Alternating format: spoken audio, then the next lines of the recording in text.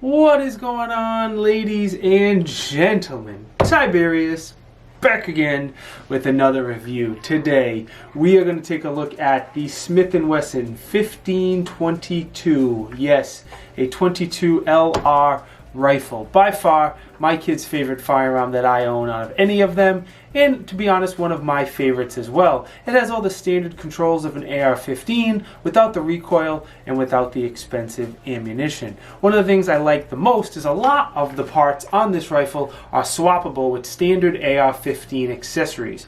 For example, the grip, the stock, the safety, the bolt release. Most triggers, not all, but most triggers, you can just use standard AR-15 accessories and swap them if you choose to. Now, Smith & Wesson makes a bunch of different versions of this particular rifle. This is an older one with a quad rail, as you see here. The newer one has an M-lock rail that's a lot more slim, but besides that, that's the major difference between the older version I have here and the newer version. You can also get them in a bunch of different colors, and you can even get them with Magpul furniture. As always, let's start at the bottom and work our way forward. This particular one comes with a car 6-position adjustable stock, so it's good for the kiddos and it's good for the adults. On the bottom it does have a spot to add a sling. Again, if you don't like this stock, you can swap it out, and some of these come with Magpul furniture. Your charging handle is a proprietary charging handle. It is not a standard one. It is a polymer charging handle. If you don't like the really small one, you can get larger ones that are made for this firearm specifically, but they're not swappable with a standard AR-15.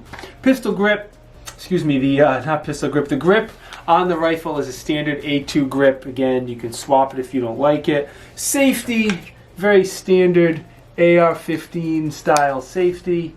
Works well, no issues there. The trigger is fine. The trigger is a basic AR-15 mil-spec type of trigger. There's a tiny bit of take-up, not much.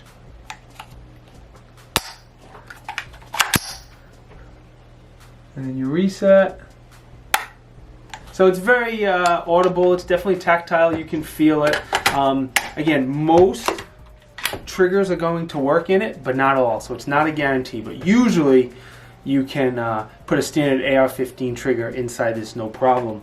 Mag release is also something else that's standard as an AR-15. You just push that button and the magazines come out. They don't always fall freely, probably because they're polymer magazines, but usually they will fall right out. Speaking of magazines, they are pretty good. They have the load assist tabs, like a lot of 22 pistols. My son, when he was 6, first time he shot this rifle, was easily able to pull those tabs down, load the 22 LR rounds in, and then slay some steel. It only comes with one magazine, but if you want to get additional ones, you can typically find these for 20 bucks or so.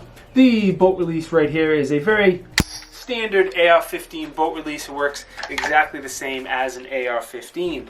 The lower and the upper are both polymer, which is something that's obviously different than a standard AR-15. Not an issue being this shoots 22 LR. Does have a shell deflector here, so you lefties are not going to get pelted in the face with the brass shooting out there.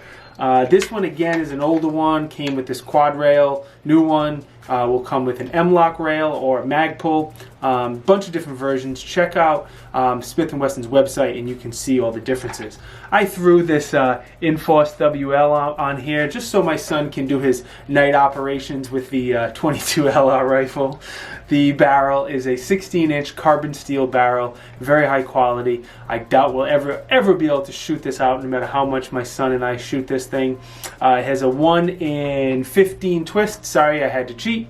And then the muzzle device is a 1/2 x 28 thread. So very common thread. If you want to toss a suppressor on here, which I can't have, I'm not mad about it. You guys enjoy the suppressors, I don't care. Now that I'm done with my little hissy fit here, let me show you how to take these rifles apart. There's 2 takedown pins right here. Takes down just like an AR-15. We're going to push out the rear pin. I don't think there's any need to take out both. I'm going to take out the bolt carrier, and the charging handle. Again, it is a polymer proprietary charging handle.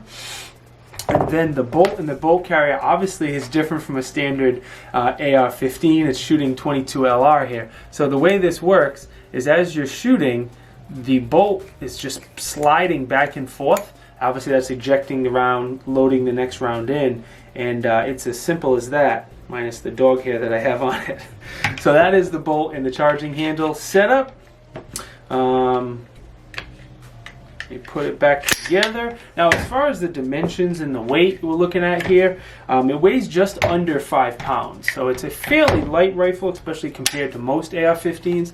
It is a little too heavy for my kids to shoot standing up without any support. They do have to bench rest it still, but overall 5 pounds is not bad at all. MSRP is typically 400, 450-ish. Of course, that's going to change over time, so easy on the comments about, that's not the price anymore. At the time of this video, depending on which version you choose, $400, $450, somewhere in that price range. As far as cons, as far as pros, I have quite a few pros.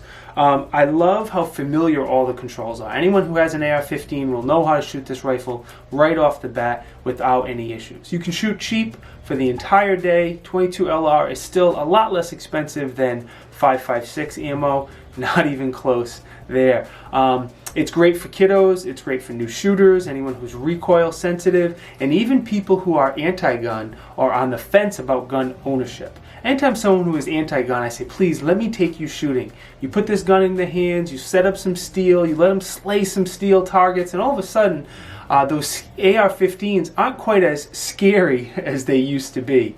By far though, the thing I like the most about this rifle is how you can interchange the parts with most standard AR-15 accessories. So like I said, the grip, the stock, most triggers, bolt release, safety, mag release, for the most part you can swap out a lot of accessories, and that's what drew, those things is what drew me to this rifle over like a Ruger 1022, which is a fantastic rifle, but I wanted all the familiar AR controls and the familiar AR accessories, so as my son gets older and my daughter gets older, they'll be able to transition to an AR-15 without any hesitation. They'll know all the controls already. As far as cons, I really only have one con on this particular rifle. It's going to be the quad rail, and I know I said it a couple times, but the new one does come with an M-lock rail, so you don't have to worry about that. But I'm not a big fan of quad rails, but the new ones, you don't have to worry about that issue. I've had this rifle for about 5 or 6 years now, and I have put thousands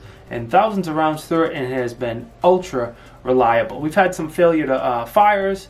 Most of the time I blame that on bad ammo. Besides that, I'm very, very rare to get a malfunction with this rifle.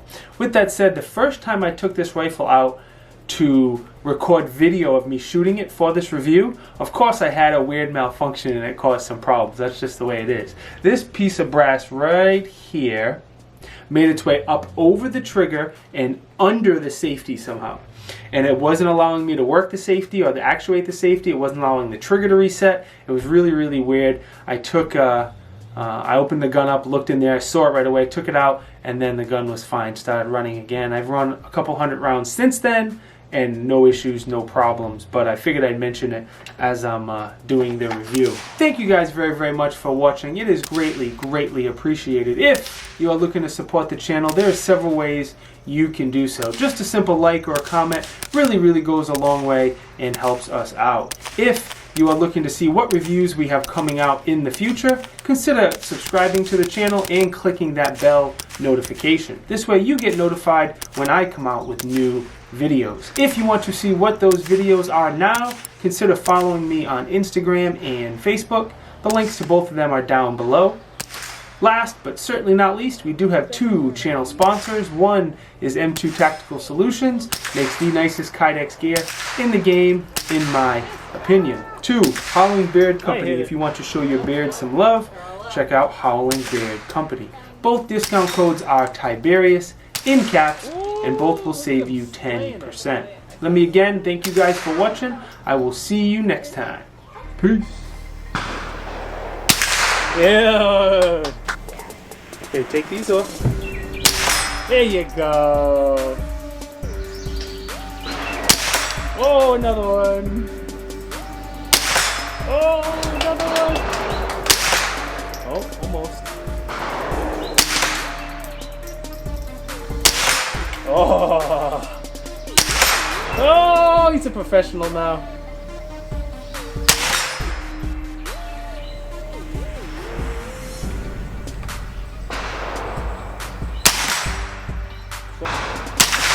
There you go.